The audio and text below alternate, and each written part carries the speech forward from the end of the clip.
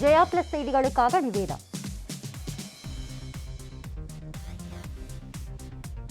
நான் தனி அறையில் இருப்பதால் முகக்கவசம் அணியவில்லை. நீங்கள் கட்டாயம் முகக்கவசம் அணிந்து வெளியில் செல்லுங்கள். இனி விரிவான செய்திகளை பார்ப்பதற்கு முன்னதாக தலைப்புச் செய்திகளை பார்க்கலாம். ஆக்ராவில் விசாரணைக்கு அழைத்துச் செல்லப்பட்ட துப்புரவு தொழிலாளி மர்ம மரணம். பலியானவரின் குடும்பத்திற்கு ஆறுதல் தெரிவிக்க சென்ற பிரியங்கா காந்தி கைது.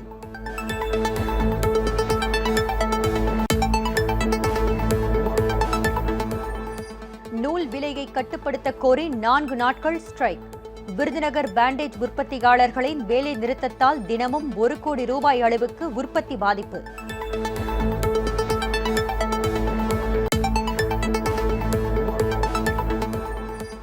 நடிகர் ஷாருக் கானின் மகன் ஆரியன் கானுக்கு மீண்டும் ஜாமீன் மறுப்பு. கப்பலில் போதைப்பொருள் பயன்படுத்தியதாக தொடரப்பட்ட வழக்கில் நீதிமன்றம் உத்தரவு.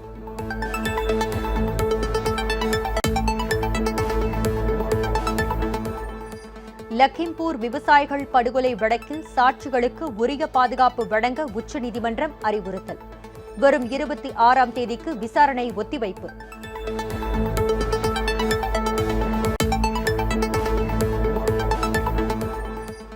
ஹெலிகாப்டர் நிறுவன பல கோடி ரூபாய் மோசடியை தொடர்ந்து பேருந்து நிறுவனம் நடத்தி 700 கோடி ரூபாய் வரை மோசடி. உரிய நடவடிக்கை எடுக்க மாவட்ட ஆட்சியரிடம் பாதிக்கப்பட்டவர்கள் புகார்.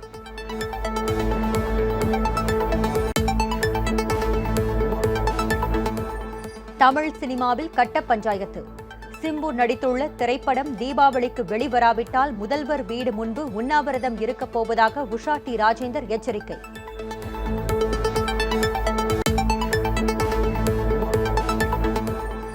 தமிழகத்தின் வேலூர், ஈரோடு, திருச்சி உள்ளிட்ட 22 மாவட்டங்களில் இன்றும் நாளையும் கனமழைக்கு வாய்ப்பு.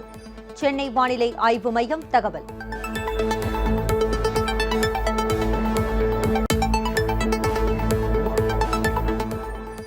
வடகிழக்கு பருவமழை வரும் 26ஆம் தேதி தொடங்க வாய்ப்பு. சென்னை வானிலை ஆய்வு மையம் தகவல்.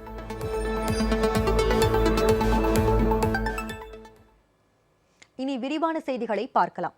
ஆக்ராவில் போலீஸ் விசாரணையின் போது உயிரிழந்த நபரின் குடும்பத்தினரை சந்திக்க முயன்ற காங்கிரஸ் பொதுச் செயலாளர் திருமதி பிரியங்கா காந்தியை லக்னோ போலீசார் கைது செய்தனர். உத்தரப்பிரதேச மாநிலம் ஜெகதீஷ்புரா காவல் நிலைய போலீசாரால் பறிமுதல் செய்யப்பட்ட பொருட்களை சேமித்து வைத்திருக்கும் இடத்தில் இருந்து கடந்த சனிக்கிழமையன்று 25 லட்சம் ரூபாய் ரொக்கம் காணாமல் போனது. இது தொடர்பாக விசாரணை மேற்கொண்ட காவல்துறையினர் அங்கு துப்புரவு தொழிலாளராக பணியாற்றும் அருண் என்பவரை நேற்று கைது செய்தனர். அந்த தொழிலாளியின் வீட்டில் சோதனை செய்ய முற்பட்ட போது அவருக்கு திடீரென உடல்நலக்குறைவு ஏற்பட்டதாக கூறி காவல்துறையினர் அவரை மருத்துவமனையில் அனுமதித்தனர். ஆனால் அவர் ஏற்கனவே உயிரிழந்ததாக மருத்துவர்கள் தெரிவித்தனர். அருணின் மரணத்தில் மர்மம் இருப்பதாகவும் இதுகுறித்து உரிய விசாரணை நடத்த வேண்டுமெனவும் அவரது உறவினர்கள் தெரிவித்துள்ளனர். இதனைத் தொடர்ந்து உயிரிழந்த நபரின் குடும்பத்தினரை சந்திப்பதற்காக காங்கிரஸ் பொதுச் செயலாளர் திருமதி பிரியங்கா காந்தி ஆக்ரா செல்ல முயன்றார். ஆனால் 144 தடை உத்தரவு பிறப்பிக்கப்பட்டிருப்பதாக கூறி அவரை போலீசார் தடுத்து நிறுத்தி திரும்பிச் செல்ல அறிவுறுத்தினர். ஆனால் திருமதி பிரியங்கா காந்தி திரும்பிச் செல்ல மறுத்ததைத் தொடர்ந்து காவல்துறையினர் அவரை கைது செய்ததாக காங்கிரஸ் செய்தி தொடர்பாளர் தெரிவித்துள்ளார். சிம்புவின் மாநாடு திரைப்படம் வரும் தீபாவளியன்று வெளிவரவில்லை என்றால் தமிழக முதல்வர் வீட்டின் முன்பு உண்ணாவிரதம் இருப்பேன் என திருமதி உஷா டி ராஜேந்தர் தெரிவித்தார். தயாரிப்பாளர் மைக்கேல் ராயப்பன் உள்ளிட்டோர் தமிழ் சினிமாவில் கட்ட பஞ்சாயத்து செய்து வருவதாகவும் அவர்கள் மீது நடவடிக்கை எடுக்க கோரியும் சென்னை காவல் ஆணையர் அலுவலகத்தில் புகார் அளித்தார். பின்னர் செய்தியாளர்களுக்கு பேட்டியளித்த திருமதி உஷா டி ராஜேந்தர் இவ்வாறு கூறினார். தமிழ் திரைப்பட தயாரிப்பாளர்கள் சங்கம் ஒவ்வொரு சிலம்பரசனுடைய படங்கள் ஆரம்பிக்கும் பொழுதும் பஞ்சாயத்துக்கு எங்களை கூப்பிட்டு பல கோடிகளை பெற்றுக்கொண்ட பிறகுதான் படத்தில் நடிப்பதற்கு அனுமதிக்கிறார்கள். அதேபோல் படம் முடியும் பொழுதும் படத்தை வெளியிடுவதற்கு ரெட் என்ற பெயரில் படத்திற்கு ரெட்டை போட்டு பல கோடி தர வேண்டும் என்று எங்களை மிரட்டுகிறார்கள். இதை நான் முதல்வருடைய பார்வைக்கு நிச்சயமாக கொண்டு செல்ல அவருடைய வீட்டு வாசலிலும் உண்ணாவிரதம் இருப்பதற்கு கூட நான் தயாராக இருக்கிறேன். விநியோகஸ்தர்களுக்கும் அவருக்கு உண்டான பிரச்சனை. சிலம்பரசன் வெறும் நடிக்கிறதுக்கு சம்பளம் வாங்குறவர். அவரை வந்து தேவையில்லாமல் படத்துடைய சம்பளத்தை விட்டு கொடுக்கணும், ஒரு படத்தை இனாமா நடித்து கொடுக்கணும், இல்லைன்னா நடித்து கொடுக்கலாம், அது சம்பளம் வாங்குகிற சம்பளத்தை மொத்தமாக கொடுக்கணும்னு சொல்லி ஒரு கந்து வட்டி போட்டு எங்ககிட்ட வசூல் பண்ணுறதுக்கு எங்களை வந்து மிரட்டுறாங்க. சிலம்பரசன் படமா இப்போ தீபாவளிக்கு வரக்கூடாது, தள்ளி தான் வரணும். அப்படியே வரணுமா, எங்களுக்கு எவ்வளவு தெரிஞ்ச கோடி இல்லைன்னா போகணும் தள்ளி. இதுக்கெல்லாம் இப்படி கட்ட பஞ்சாயத்து பண்ணிட்டு இருக்காங்க. இதை தட்டி கேட்க அதை அம்மா போட்ட அவங்க போட்ட கமிஷன் இருக்கு, இருந்தால் அது கிடப்பில் இருக்கு. ஆனால் இவர்கள் என்னதர் எங்களை ஒன்றுமே பண்ண முடியும், கோர்ட்டா ஒன்றும் பண்ண முடியும். அப்போ எதுக்கு கோர்ட்டு, அப்போ எதுக்கு கண்காணிக்க காவல்துறை, அதுக்கு அப்புறமா அதுக்கு எதற்கு வந்து வழக்கறிஞர்கள் எல்லாத்தையும் மீறி இவங்க கட்ட பஞ்சாயத்து பண்ணுவாங்க. நானும் பார்த்தேன், எவ்வளவுதான் குட்ட குனிஞ்சு கொண்டே இருக்க முடியாது. யாராவது ஒரு பூனைக்கு யாராவது கட்ட வேண்டும் மணி, இவர்கள் கேட்கிறார்கள் என்று சொல்வதற்காக நாங்கள் தரமாட்டோம் மணி, ஐ மீன் த டப்பு பணம், நாங்கள் தரமாட்டோம் மணி.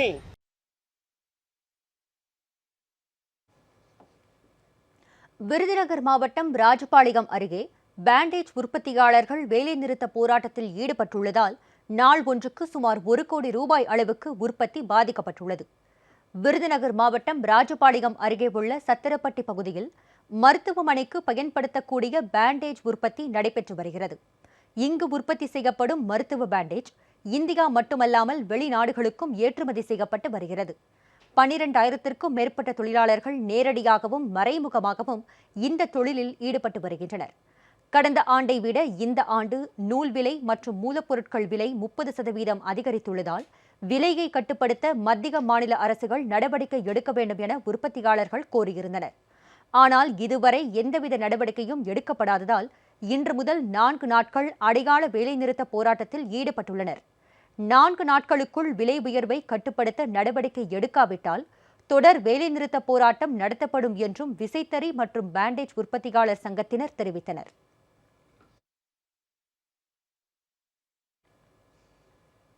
தேசிய பாதுகாப்பு படையினரின் வாகன பேரணி சென்னை மெரினா கடற்கரை வந்தடைந்தது. அங்குள்ள திலகர் திடல் நினைவு ஸ்தூபிக்கு வீரர்கள் மரியாதை செலுத்தினர். தேசிய பாதுகாப்பு படையினர் நடத்தும் சுதர்ஷன் பாரத் பரிக்கிரமா வாகன பேரணி அக்டோபர் மாதம் 2ஆம் தேதி புதுடெல்லியில் இருந்து புறப்பட்டு லக்னோ, வாரணாசி, கல்கத்தா, ஹைதராபாத் வழியாக சென்று நேற்று சென்னை வந்தடைந்தது. இப்பேரணி இன்று காலை சென்னை மெரினா கடற்கரையை அடைந்தது. அங்குள்ள திலகர் திடல் நினைவு ஸ்தூபிக்கு பாதுகாப்பு படை வீரர்கள் மரியாதை செலுத்தினர். இந்த வாகன பேரணியை தலைமையேற்று நடத்தி வரும் கர்னல் உமேஷ் ரத்தோட் என்சிசி மாணவர்களிடம் உரையாடி அவர்களை ஊக்குவித்தார்.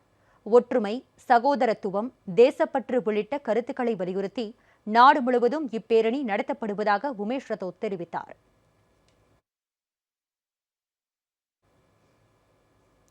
அரியலூர் மாவட்டத்தில் 1 லிட்டர் டீசல் விலை 100 ரூபாயை கடந்துள்ளது. 1 லிட்டர் டீசல் விலை 100 ரூபாய் 18 பைசாவிற்கு விற்பனை செய்யப்பட்டு வருவதால் வாகன ஓட்டிகள் அதிர்ச்சிக்குள்ளாகினர். டீசல் 100 ரூபாய் கடந்து போயிடுச்சு. ஒரு 10 ரூபா சம்பாதிக்கிறதுக்கு நாங்கள் ரொம்ப கஷ்டப்படுறோம். டாக்ஸி வேலை ஏறி போச்சு, இன்சூரன்ஸ் ஏறி போச்சு, எல்லாமே ஏறி போச்சு. இன்றைக்கி 100 ரூபாய் கடந்து டீசல் வேலை ஏறிச்சுன்னா வண்டி வாடகை யாரும் தரமாட்டேங்கிறாங்க. எங்களோட வாழ்வாதாரம் ரொம்ப பாதிக்குது. தமிழ்நாடு ஃபுல்லாக மோட்டார் சங்கத்தில் எல்லாத்தையும் பாதிக்குது. எங்களுக்கு மட்டும் இல்லை, தமிழ்நாடு ஃபுல்லாக அனைத்து மோட்டார் சங்கத்துக்கும் இது பாதிக்குது.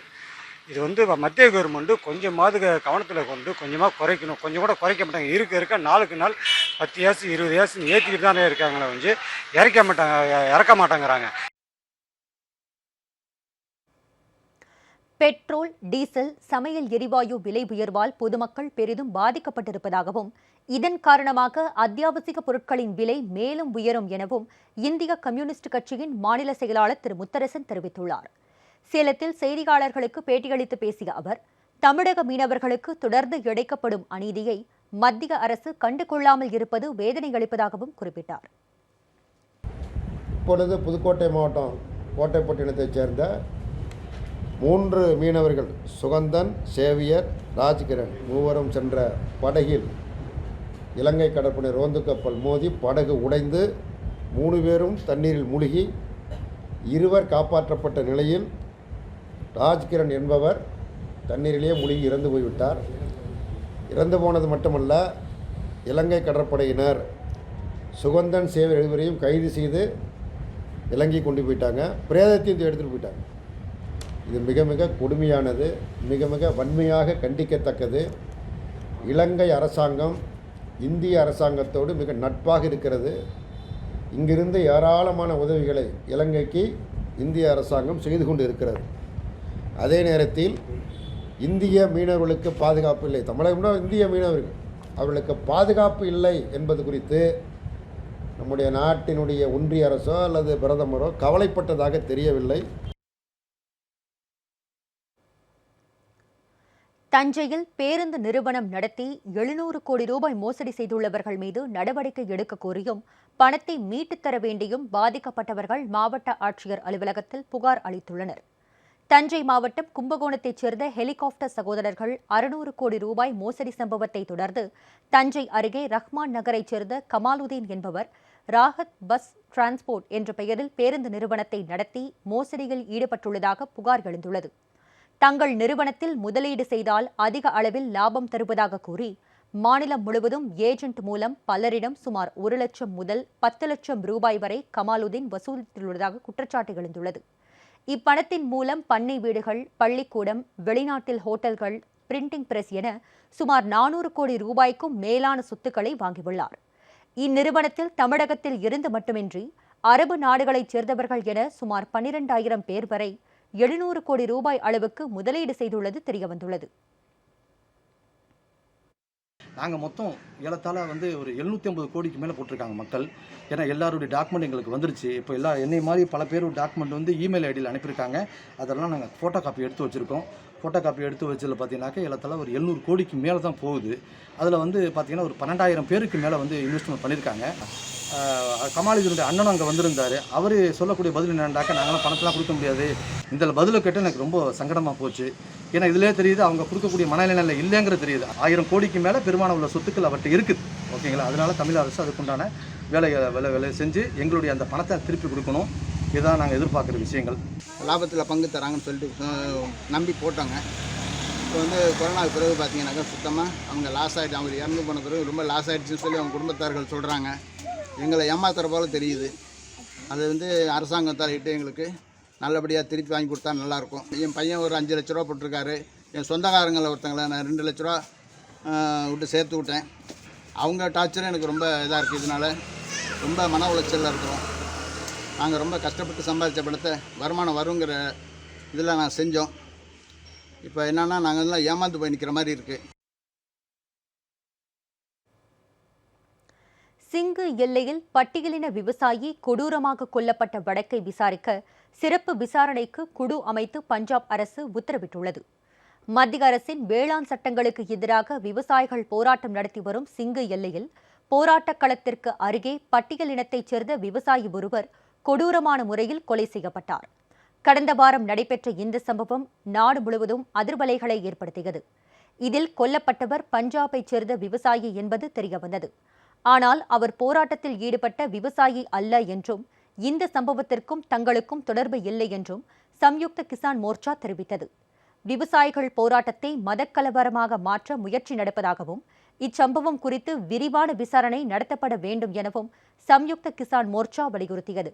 இந்த சம்பவத்தில் தொடர்புடைய 5 பேரை போலீசார் கைது செய்து சிறையில் அடைத்தனர். இந்நிலையில் விவசாயி கொல்லப்பட்டது தொடர்பாக காவல்துறை உயர் அதிகாரிகள் 3 பேர் அடங்கிய சிறப்பு விசாரணை குழு அமைத்து பஞ்சாப் காவல்துறை டிஜிபி உத்தரவு பிறப்பித்துள்ளார். சிறப்பு ஆசிரியர் தகுதித் தேர்வு மூலம் பணி நிரந்தரம் செய்யக்கோரி சென்னையில் முழுநேர தொகுப்பூதிய விரிவுரையாளர்கள் உள்ளிருப்பு போராட்டத்தில் ஈடுபட்டனர். சென்னை கிண்டி அரசு தொழில்நுட்ப கல்வி இயக்ககத்தில் நடைபெற்ற உள்ளிருப்பு போராட்டத்தில் 250க்கும் மேற்பட்ட விரிவுரையாளர்கள் பங்கேற்றனர்.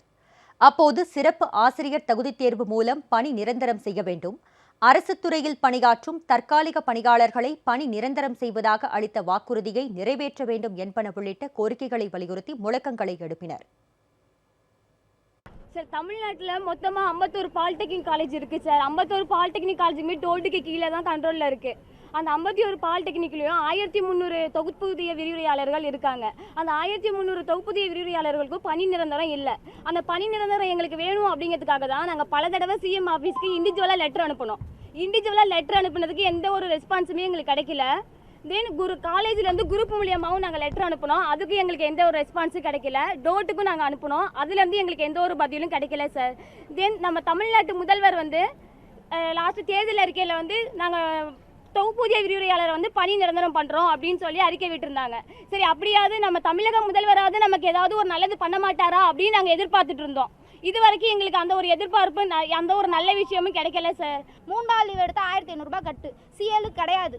ஆனால் நீ காலேஜில் சனி ஞாயிறில் வேலை பார்க்கணும், உனக்கு எந்த ஒர்க் பார்த்தாலும் நீ பார்க்கணும், ஓகேவா? நீ எந்த கேஷுவல் லீவும் கேட்கக்கூடாது.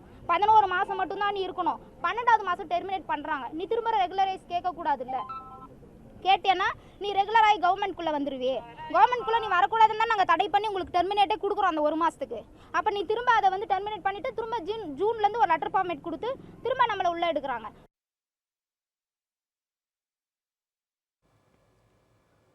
ஸ்ரீபெரும்புதூரில் கடந்த 11ஆம் தேதி வடமாநில இளைஞர் காவல்துறையினரால் சுட்டுக் கொல்லப்பட்ட வழக்கை சிபிசிஐடி விசாரிக்க வேண்டும் என தேசிய மனித உரிமை அமைப்புகளின் கூட்டமைப்பின் ஒருங்கிணைப்பாளர் திரு ஆ. மார்க்ஸ் கோரிக்கை விடுத்துள்ளார்.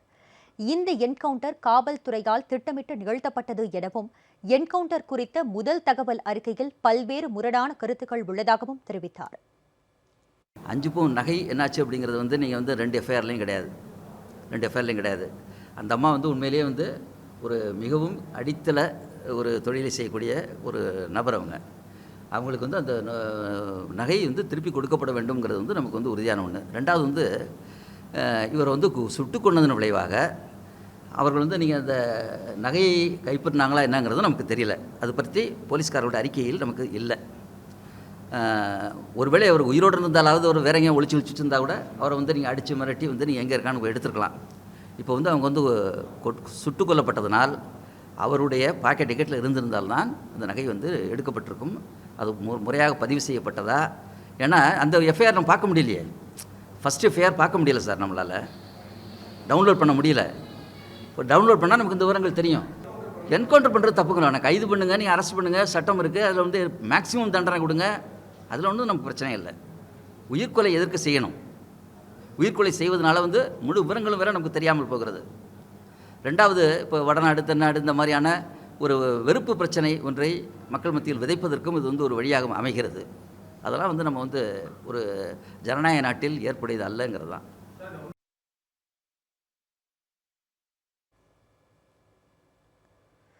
முன்னாள் அமைச்சர் SP வேலுமணிக்கு எதிரான ஊழல் புகாரில் வழக்கு பதிவு செய்யப்பட்டுள்ளதாக சென்னை உயர்நீதிமன்றத்தில் அரசு தரப்பில் தெரிவிக்கப்பட்டுள்ளது.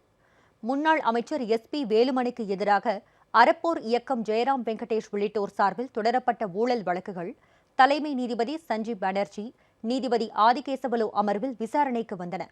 அப்போது வேலுமணிக்கு எதிரான ஊழல் புகாரில் வழக்கு பதிவு செய்யப்பட்டு விட்டதாகவும், எனவே வழக்கை இழுத்தடிக்காமல் முடித்து வைக்கலாம் என்றும் அரசு தலைமை வழக்கறிஞர் R. சண்முகசுந்தரம் தரப்பில் தெரிவிக்கப்பட்டது.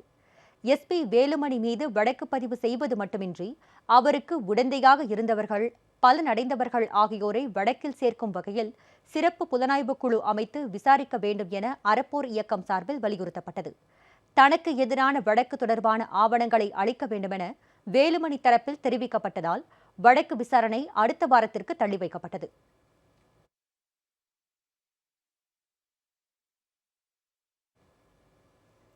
தூத்துக்குடி மாவட்டம் எட்டயபுரம் அருகே காதல் விவகாரத்தில் டிவி மெக்கானிக் பட்டப்பகலில் கழுத்தை அறுத்து கொல்லப்பட்டார். எட்டயபுரம் அருகே குமாரகிரியைச் சேர்ந்த சுப்புராஜ் என்பவரின் மகன் சூரியராகவன் எட்டயபுரத்தில் டிவி மெக்கானிக் கடை நடத்தி வந்தார். கடையின் முன் நின்று கொண்டிருந்த அவரை மர்ம நபர் இன்று கழுத்தை அறுத்து கொடூரமாக கொலை செய்தார். தகவல் அறிந்த எட்டயபுரம் போலீசார் சம்பவ இடத்திற்கு சென்று உடலை கைப்பற்றி அரசு மருத்துவமனைக்கு அனுப்பி வைத்தனர். கொலை செய்யப்பட்ட சூரியராகவனும் சோழபுரம் கிராமத்தைச் சேர்ந்த கண்ணன் என்பவரின் மகன் ஆனந்தராஜும் ஒரே பெண்ணை காதலித்து வந்ததாகவும், இந்த விவகாரத்தில் கொலை நடந்திருக்கலாம் எனவும் முதற்கட்ட விசாரணையில் தெரியவந்துள்ளது. இது தொடர்பாக எட்டயபுரம் போலீசார் வழக்கு பதிந்து இருவரை பிடித்து விசாரணை நடத்தி வருகின்றனர். பட்டப்பகலில் நடந்த கொடூர கொலை சம்பவம் எட்டயபுரம் பகுதியில் பரபரப்பை ஏற்படுத்தியுள்ளது.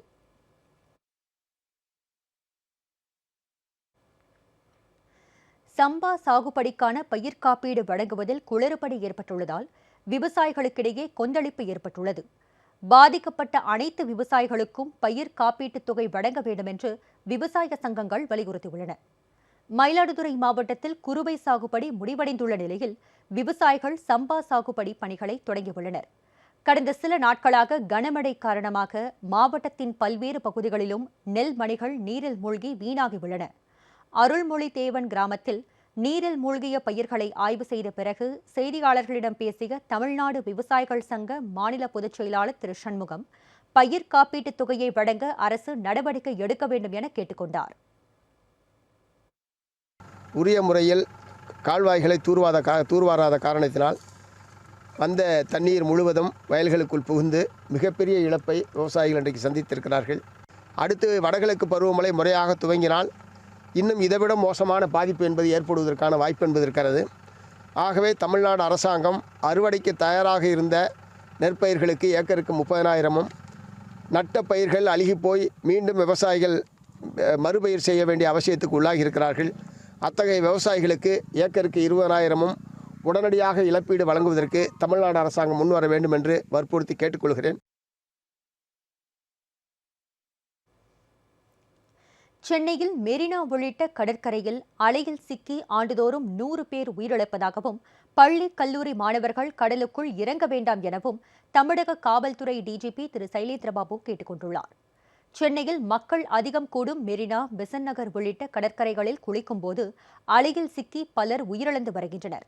உயிரிழப்புகளை தடுக்கும் விதமாக மூழ்குதல் தடுப்பு பிரிவு குழு மெரினா கடற்கரையில் அமைக்கப்பட்டுள்ளது. காவல்துறை, கடலோர காவல்படை, தீயணைப்பு மற்றும் மீட்பு படை, நீச்சல் வீரர்கள், முதலுதவி குழுவினர் இதில் இடம் பிடித்துள்ளனர். கடல் அலையில் சிக்குபவர்களை உடனடியாக மீட்க கட்டுமரம், உயிர்காக்கும் உடைகள், அதிவேக படகுகள், மிதவை படகுகள், கயிறுகள் போன்றவை வழங்கப்பட்டுள்ளன. இதனை தமிழக டிஜிபி திரு சைலேந்திரபாபு, கடலோர பாதுகாப்பு குழும டிஜிபி சந்தீப் மிட்டல், காவல் ஆணையர் சங்கர் ஜிவால் நேரில் பார்வையிட்டு துவக்கி வைத்தனர். பின்னர் செய்தியாளர்களிடம் பேசிய திரு சைலேந்திரபாபு, மீனவர்களுடன் இணைந்து மெரினாவில் மீட்புக் குழு தொடங்கப்பட்டுள்ளதாகவும் பொதுமக்கள் கடற்கரைக்கு வரும்போது தங்களது குழந்தைகளை பாதுகாப்பாக பார்த்துக் கொள்ள வேண்டும் என்றும் அறிவுறுத்தினார். மெரினா பீச்சில் வரும்போது தண்ணிக்குள் உள்ள போகக்கூடாது, காவல்துறையினர் சொல்லக்கூடியதை கேட்கணும். இன்னைக்கு கூட இந்த திட்டத்தின் அடிப்படையில் ஆயுதப்படை காவலர்கள் பேசுவாங்க, இந்த பகுதிக்கு போகக்கூடாதுன்னு சொல்லுவாங்க, போகக்கூடாது. எனவே பீச்சுக்கு மட்டும் வந்துட்டு நீங்கள் அமைதியாக போகணும்னு சொல்லிட்டு காவல்துறை சார்பாக நாங்கள் கேட்டுக்கொள்கிறோம்.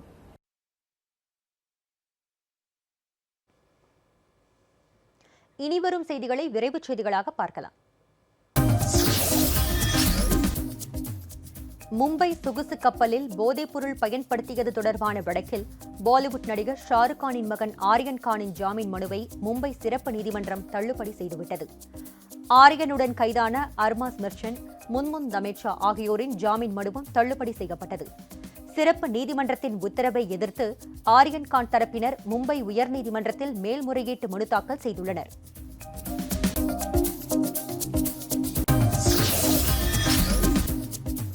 கரூரில் பொதுமக்களை அச்சுறுத்தும் வகையில் அதிவேகமாக சென்ற ஆம்புலன்ஸ்களை வட்டார போக்குவரத்து அலுவலர் பறிமுதல் செய்தார். கரூர் நகர பகுதிகளை சுற்றிலும் முக்கிய நகரங்களுக்கான பைபாஸ் சாலைகள் செல்கிறது. இங்கு தனியார் சார்பில் அதிக அளவு ஆம்புலன்ஸ் சர்வீஸ் உள்ளன. இந்நிலையில் கரூர் நகர சாலைகளில் அச்சுறுத்தும் வகையில் அதிக வேகமாக சென்ற ஆம்புலன்ஸ்கள் இயங்கி வந்தன.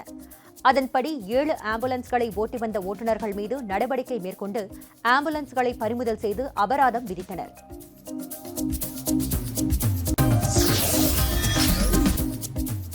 வேலூர் மாவட்டம் குடியாத்தம் அருகே கொரோனா தடுப்பூசி செலுத்திச் சென்ற சுகாதார பணியாளர்களை பணி செய்ய விடாமல் ஆபாசமாக பேசியவர்கள் மீது வழக்கு பதிவு செய்யப்பட்டுள்ளது. பேரணாம்பட்டு அடுத்த ஏரிக்குத்தி கிராமத்தில் கொரோனா தடுப்பூசி சிறப்பு முகாம் அமைக்கப்பட்டு சுகாதார பணியாளர்கள் வீடுதோறும் சென்று தடுப்பூசி செலுத்தி வந்தனர். அப்போது அதே பகுதியைச் சேர்ந்த சரவணன் மற்றும் விக்னேஷ் ஆகிய இருவர் அவர்களிடம் வாக்குவாதத்தில் ஈடுபட்டு ஆபாசமாக பேசியதாக கூறப்படுகிறது. இந்த வீடியோ தற்போது வைரலாக பரவி வருகிறது.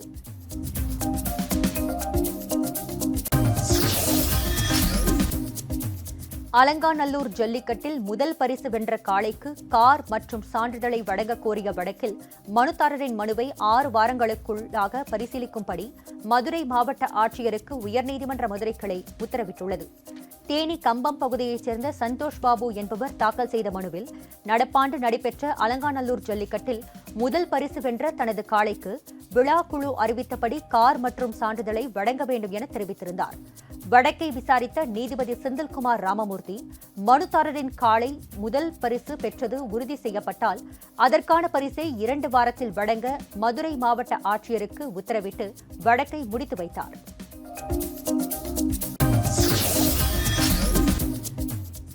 ஈரோடு மாவட்டம் தாளவாடி மலைப்பகுதி அருள்வாடி கிராமத்தில் இருந்து கர்நாடக மாநிலத்திற்கு விற்பனைக்காக ரேஷன் அரிசி மூட்டைகளை கடத்துவதாக வந்த தகவலை தொடர்ந்து தனிப்பிரிவு போலீசார் மற்றும் தாளவாடி போலீசார் வாகன சோதனையில் ஈடுபட்டனர். அப்போது கர்நாடக மாநிலம் சாம்ராஜ் நகருக்கு சென்று கொண்டிருந்த டாடா ஏஸ் வாகனத்தை நிறுத்தி சோதனை செய்தனர். அதில் 1200 கிலோ ரேஷன் அரிசி கடத்திச் செல்வது தெரியவந்தது. இதையடுத்து ஓட்டுநரை கைது செய்த தாளவாடி போலீசார் அரிசி மற்றும் வாகனத்தை பறிமுதல் செய்தனர்.